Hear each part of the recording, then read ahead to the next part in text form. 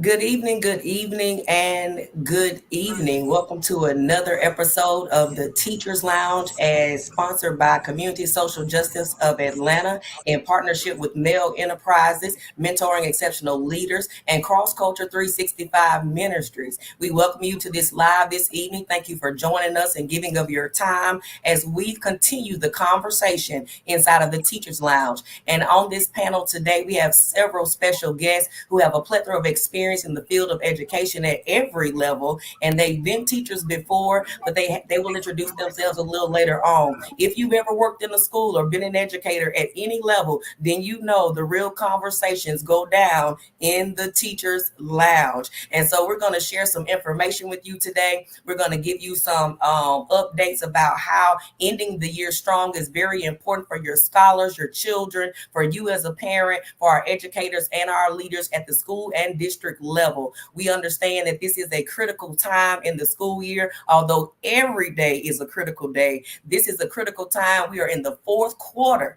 of this game of ending the school year strong. And so these experts, these professionals, these panelists will be able to give you information at every level about how you can further support your scholar, your child, in making certain that they're doing everything necessary to achieve a great end of year. They are moving on to the next grade level or the next level, and also how you can further engage them in enrichment activities, remediation activities, exploration, as well as even STEM opportunities during the summer at every level. So we're going to talk about those things today. We may or may not veer off those topics because, again, we have a wonderful panelist of guests, and we will start our introduction with those panelists at this time. But before we do that, my name is Melanie Connor. I am your host for this evening. I'm the proud owner, founder, and CEO of the Legacy Continues LLC, continuing to support every educator at all levels as a part of the village that raises our children. I'll allow the panelists to introduce themselves based on how they want to be known on this podcast this evening. And we'll start out with Deborah Green, PhD. Good evening. Thank you so much, Ms. Connor, and thank you to everyone at Cross Culture 365, as well as Community Social Justice, just for the opportunity to be part of this esteemed panel. I bring you greetings from Babb Middle School, where I serve as the proud principal. Babb Middle School is located in Forest Park, and it is one of the schools in the illustrious district of Clayton County Public Schools. Good evening to everyone. Good evening. My name is Cynthia Jewell, and I am the owner, CEO, and founder of Educating Jewels LLC, where I provide principal coaching to principals across the state. I was a principal for 8 years. I was a principal coach for 2 years in a public school system, as well as a principal supervisor for 2 years. But now I am living the dream, going all over the state, working with principals and providing professional development. And I am truly honored to be on this panel this evening. Thank you. And good evening, and thank you for having me. Cross Culture Ministries 365, as well as Social Justice Atlanta. My name is Enika Bryant. I'm the proud principal of Mount Zion Primary School. Why primary, you say? Because my school hosts students in grades pre-K through second grade only. We're here at Clayton County Public Schools, and I'm honored to be a part of this panel this evening. Thank you so much, ladies. We're awaiting one more panelist, but because these ladies are bosses in their own right, serving leaders in their own right, they're always busy and their agendas are always full. So we will have one more panelist coming on to join us, Dr. Dee Haney from Clayton County Public School Board, but she was at a meeting, and so therefore she'll be here when she arrives. We'll allow her to introduce herself and carry on the conversation. So, to my experts who are on the call this evening, I have a question that you probably are not often asked. Particularly, I'm going to start with Dr. Green and Ms. Bryant. As principals, ideally, if you had a wish list that you knew was going to come true today and carry you through the rest of the school year, what would that wish list be for your scholars, for your parents? I know you're caught off guard by the question because it's not often asked, but here's the opportunity to say and speak those things. But what would be the ideal wishes you would have for your scholars preparing for the end of the year, for your parents and all the stakeholders that you serve? Miss Bryan. Okay, thank you. Yes, you did catch me off guard. I would probably say my wish is just that um, for my babies, for my students, that they continue to have fun in the learning atmosphere that we call school. We've had some engaging activities even today celebrating literacy. And I want those students to have that same amount of energy, that same amount of happiness about learning from now until we end school. For my parents, I would ask that you all continue to support, and be engaged in the learning process. It's not over just because May gets here. It's an ongoing, lifelong journey for all of our babies, for all of our students. And so I would just ask that our parents continue to support the things that are going on in your children's school and with Clayton County Public Schools. Thank you so much, Dr. Green. I would echo what Ms. Bryant said. I was going to begin by saying the engagement of the parents and the support. So I echo her.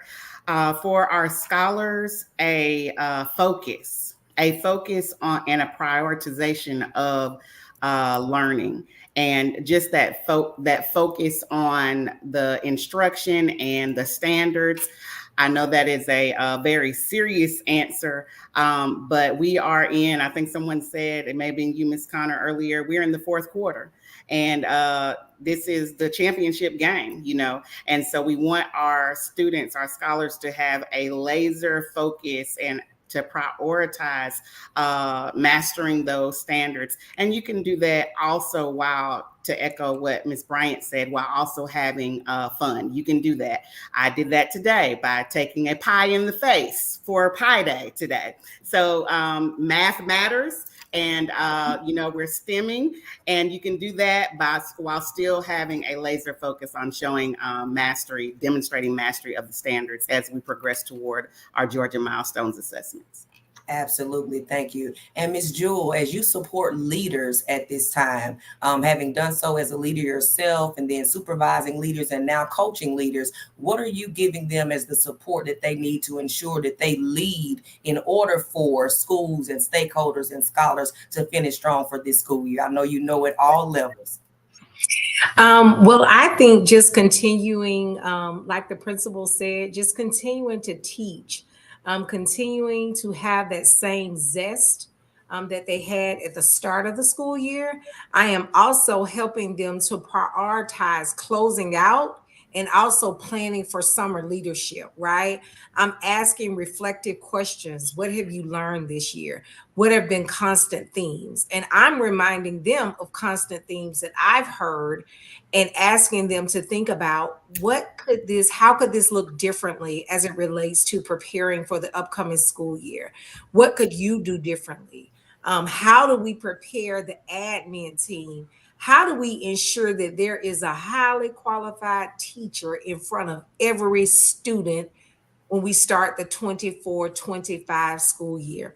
So I think when I think about finishing strong, it is continuing to monitor data, continue to do the weekly PLCs. Principals, continue to get out your offices and go into the classrooms, because that's where the magic happens. The magic does not happen in your office. And Melanie, you didn't ask me, but if I had a wish list as a principal, it would have been money for field trips for the babies so that they could get out. But you didn't ask me. But if you had, that's what I would have said. Well, feel free to offer any extra responses that you so see fit. We don't mind because currently we still have plenty of time. But joining us right now is Dr. Dee Haney. She will introduce herself to our audience. She's a busy lady, like I said, so she was in another meeting, but now she's here. And as most servant leaders do, they're prioritizing the priorities for the people. So Dr. Haney, if you don't mind, please introduce yourself to our audience as you want them to know you this evening. Hello, everyone. I hope you can hear me. My name is Dr. Dee Haney here in Clayton County Board of Education. And I was just backstage listening to everyone. I was like, see, we got the best. The principals are all engaged and so sincere for our students. But what I do here, I manage a budget. And as I was listening to, yeah, we will fund money for the trips and all that, but you have to put it in the budget so we can go ahead and get this taken care of for our children. And I find that to be vitally important. I'll get on that in a minute. But what I do is I speak. I just have my own business as well. I facilitate a lot of conversations around DE&I and B, diversity, equity, inclusion, and belonging, which you're trying to eradicate, but it's still here to stay. And so I have those hard conversations with organizations, most majority corporate, to have those hard conversations by providing a safe space, a psychological safety space for employees to be able to voice their thoughts, opinions without the fear of retribution or retaliation from leaders. And so therefore, I do focus a lot on the women in the corporate space, but men I have noticed have come in and want that conversation to be able to mediate between the leader and themselves. And so here in the district, I am pretty busy. Yes, District 5 is where I represent the Jonesboro area, slither of Riverdale, and some of the Mount Zion area up in that. So my focus schools, the high schools would be Jonesboro High School, Mount Zion High School, and a slither of Riverdale High School because the lines have been redrawn. So I enjoy what I've done. This is my 4th year as a board member. I have learned learning a lot. And I just, every day, I tell the teachers or whomever I'm in contact with that are in the classrooms, principals, teachers, bus drivers, that, hey, I appreciate you. And I really mean that. And that's just not cliche. Because when I see for myself, when I go into the schools to read to the kids or even just walk the halls when invited, it's a task. It's a task. And I saw that during the moment of COVID. I saw what you all had to endure. And that's not just the matter of the curriculum. It's the psychological part of dealing with a student and being able to handle that trauma that comes with that emotional trauma that comes with that. So I commend you all. I'm enjoying my role. I support you, support me, and we can get this thing going more so in a higher momentum, because at the end of the day, it's all about the 50K that we serve here in Clayton County. Absolutely. Thank you so much. And can I call you Dr. D? Yes, please do, Dr. D. Always. Please. I always do. So that's where I'm most comfortable. Thank you, Dr. D. Right. This question I'm going to ask, and I know that we're in the 4th quarter and we're approaching the end of the school year, but oftentimes, particularly in some cultures and climates in which we work or communities that we work, that our parents are engaged as they can be. You know, they're as knowledgeable as they can be. They're supporting their child as much as they can. And so at this point in the school year, from the first semester, the first day up until now, and even to end the school year, and this may be again directed towards my principals, but also in coaching leaders as well, what should parents know? If there's a checklist of what I need parents to know from the beginning of the year up until now, when you talk about, say, assessment data, when they take the map, well, we know what the map means, but what is that an acronym for? And what does it actually measure? What is the measurement for K2 success and how you all are preparing them to move on to 3rd grade or the next grade level? And so let's talk a little bit about, and I'll start with you, Dr. Green. What are those things that parents should have been supporting or actively engaged in or monitoring the entire year, and especially here in the 4th quarter? One of the things that we always encourage our students, and when I make announcements to parents, something very simple is to have students read. And we always encourage them to read at least 30 minutes a day. I say it on announcements when I call or home. Or send remind text messages. That's something that's extremely simple. Get from in front of the devices and have them read so that we can build reading stamina for not just for the test, but we're preparing them for life as well. The test is just part of their finishing out the grade level, but just preparing them for life. We want our students to be able to read, to understand, and have that thorough knowledge and comprehension of a text. So that's something that's simple that parents can do. We have spring break that's coming up here in Clayton County. If your if your family is traveling, go ahead and have them read a text about the location where they are traveling to. and then they can write about it as well while they are there and when they return. So that's something simple that parents can do. Also, monitoring your child's academic progress. Here in Clayton County, we do have Infinite Campus. I'm quite sure each school district has a platform. It's electronic, so you can get it as an app on your phone, so you can monitor how students are progressing throughout the school year. That in and of itself, those two things that parents can do. You may not know everything about all of the standards. That's the teacher's job. But supporting students by having them sit down, read, making sure that they are finishing their homework, and accomplishing, going into Infinite Campus or wherever the portal is that your school district uses to monitor academic progress. Those two things would be absolutely wonderful and will show engagement and support for your child. I'm going to echo, thank you, Dr. Green. I'm going to echo a lot of what she stated. It is about reading, and more reading. Yes, we have a lot of students that like to be on screen, but it's on screen for video games and maybe social media. We want our students to be reading. Clayton County Public Schools has provided students with Chromebooks. They provided students with one-to-one devices so that students can continue the reading opportunities at home. We also have instructional resources, technology resources like iExcel that will allow for students to be able to read at home digitally and to take mini assessments just so they can strengthen their comprehensive skills, their vocabulary skills. I would also ask parents to monitor, as she stated, their academic growth. So MAP stands for Measures of Academic Progress. And so that MAP assessment has been given at the beginning of the year, the middle of the year, and we will have an assessment at the end of the year. Many of our schools are right now engaged in the MAP assessment. For me at the K2 level, we'll begin our MAP assessment around the time that the rest of the county are doing Georgia Milestones. So that will be in the month of April. So while we're doing these assessments, we want to see how our students are faring against students that are just like them. And so it's important for parents to keep up with that information. All schools, I know all of our leaders in Clayton County have made sure that that information, that data that we talk about, those numbers have been shared with all of our families. There are special little family reports that are created with the ease of, so that families and parents can understand the language of, here's where my child scored, here's where my child should be. And we can see where we need to develop strategies and plans for students so that they continue to excel. I would ask that parents also just continue the organic at-home learning that just happens. Like Dr. Green said, some parents are going to be traveling during the holidays or during the spring break, rather. Let's make any opportunity a learning moment. Let's look at that billboard. Oh, can you tell me the letters in that billboard, or what sound does that make? We're at a restaurant. Instead of them being on one of these all the time, let's look at that menu. Oh my gosh, you want a hamburger? Use that word hamburger in a sentence for me. Let's hear what our students are learning. It's so easy to get caught up in just the day-to-day, just nonchalantness about doing things, but every opportunity can be used as a learning experience. So I would also, as Dr. Green said as well, monitor that Infinite Campus. That parent portal is there 24/7.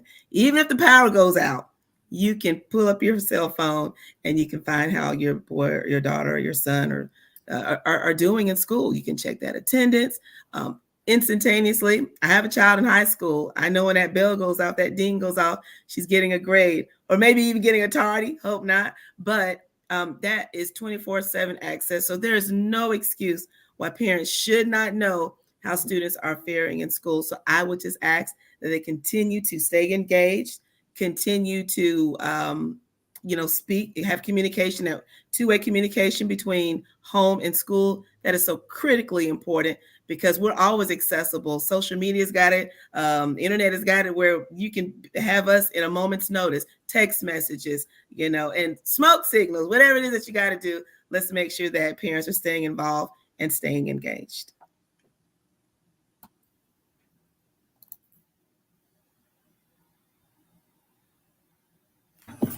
Melanie, I'm not sure if you're muted. I'm sorry, I was muted. Thank you so much. But Dr. D, working at the school board and for the district office and for the constituents that you have, and all the obligations and all of the support that you and other board members provide in the district, what are some of the things that you all are focused on at that level of ending the year strong, whether it be making sure you're meeting obligations, visiting schools, but what are some of the things that as a school board member and an advocate and a full support and servant leader within schools that you or others are doing to just continue to ensure that you're wrapping your arms around the entire school program? Just like Ms. Bryant stated, we're looking at testing. We're looking at that. That comes across our desk. You know, it's funny you said that because I told one principal, I said, I may not be at, she said, you don't ever go to my school. I said, I don't have to be at your school. What I look at is what comes across my desk. And so I'm looking at that test scores because I want our test scores. And that's what all nine of us are looking at, those test scores. And we really want our test scores to come back up. So we work closely with Dr. Young. And as I'm on the academic committee within the board, I'm looking and working with Dr. Young on that. I'm still learning these acronyms. This is the most acronym field I have ever been in. And I'm learning the acronyms and understanding what's all this. But at the same time, I know the crux of what's going on. So being able to wrap my arms and hand around that, and all board members are looking at that. And I love the fact that I love going by the schools. I do go by the schools and I look at the marquees and I see that read. We were over at Solicitor General and we went over to BAB one year. He and I did a book contest video for our children. And so he and I do this every year. And so we had it for like the second graders, I believe. And it was so fun. And we got on the ground with the children. They were telling us this class won over there. And that was right before you got that, Ms. Green. Yeah, Dr. Green. So, you know, they were so excited to know that they had read all these books, and Solicitor General and I had rewarded them with some Kindles. And so just knowing that anticipation of knowing that our children are getting on grade level at such a young age, young grade, that helps when they get into the middle schools and of course high schools. And so we look at that, and then our departments here, we really focus on that. So everyone on the board, including myself, we have our little niches at the same time. Mine is of course is community and CTAE, but when it comes down to our babies, the elementary and pretty much the middle school, I'm focusing on the reading aspect of it, because I just think that's vital. And I just love the fact that how you all, I'm just listening how creative you all are. And I would have never thought to look at a menu to be saying, what can we put in a sentence? My three nephews be like, Auntie, you don't got time for that, I want to eat. But at the same time, it's something creative that I can learn to do with students or even in the community itself. So in a nutshell, I'm looking at reading, I'm looking at the test scores, and I'm seeing how we are faring from when we started the school year to how we end, because that's when we as a board on the academic committee, as well as the board in totality, we look at all the schools and we look at how they measured. Of course, we talked to Dr. Smith about that, our superintendent, but we are looking at how can we improve? How can we make sure that we have the adequate resources for our teachers, principals, administrators, and making sure that our teachers are top-notch trained, because it's a reflection of them as well. So, you know, it doesn't just fall on the teacher itself, but it falls on the home as well. We know all the dynamics of that. But at the same time, we want to be able to continue to wrap our arms around our children and let them know that we're here to support them. Whether I'm in this seat or I'm somewhere else, we are here for our students. So basically testing, that's what we're looking for. I'm excited when I read all the emails that's coming through, how you all are having these parties for them and getting them excited. Please continue to send them and invite us to them. We'll try to make as many as we possibly can. So I just love to see the excitement that's surrounding that. So keep it up. Thank you so much. Miss Jewel, I know that in support of leaders who are supporting educators and those that are on the front line that are the true asset amongst everyone else are our teachers. And so we know that, having been a teacher myself, and I'm sure some of you have also, the finish line seems to be getting further and further away at this point for our teachers, but they are some of the greatest professionals that the world has to offer. And so how do you encourage okay, then for the teachers and the teachers, okay, teachers, we love them. Without them, We wouldn't be us. But how do you encourage leaders, Miss Jewel, to just support teachers? We know that high stakes testing is always a top priority, and then you have other total school program goals like safety and security, awards and celebrations, retention rate for staff members. But we know that teachers who are standing in that classroom every day, all day, making sure that instruction is being delivered at proficient levels and they're attending to the academics and all the needs really of the children that they serve. So how do you encourage leaders, or what specific things do you share with them to do to make sure that teachers have everything they need at the fourth quarter? Because sometimes after the third quarter you get a little winded, and you like, oh, we got a whole however many minutes to go. So not only do we understand the assignment, but it's getting hard out here on the battlefield. So how do you encourage leaders to encourage educators, specifically teachers, who stand on the front lines and prepare our children for all these things that we're discussing thus far? So it's funny you ask. I was in Fulton County with a principal that I coach, and I was telling her today, that you ought to start bringing. We know we're working on recruitment, retention, and now, if we're honest, teachers are free agents because they can go anywhere they want to go because it is a teacher shortage. So I think number one, communication is key. You have to be honest with teachers. You have to support teachers. So that's what I tell leaders. Bring your new teachers in now. Give them gifts. Assign them a mentor. Bring them in. Feed them. You have to do things to encourage teachers. But I am a strong proponent of being in the classroom to support teachers.